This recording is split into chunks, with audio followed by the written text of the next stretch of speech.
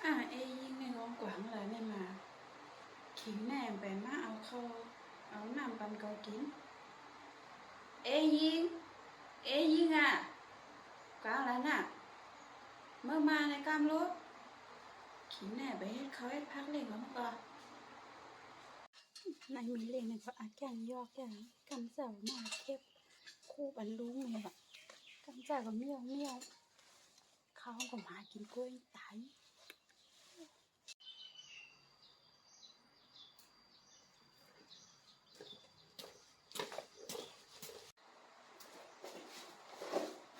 ค่ะไม่เล่นผมจะค่ะไม่เล่นผมจะอันเดียงก็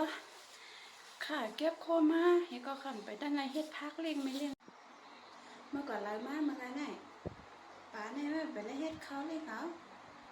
ขามันเล่งแล้วไหนต้องไม่เขาป่ะกำค่ะเด็กก็เฮ็ดปันมือเลี้ยวค่ะในมีเล่งแกงยองเนี่ย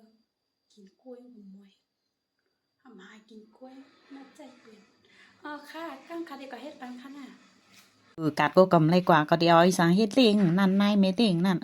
กัดกามีโปรตีนน่ะมาก็ได้ส่งโปรตีนให้ปันกินว่าตั้งมีน้องมีลูกนะตัดใส่กินน้ำโปรตีนเห็นน้ำเม็ดเล้งน่ะ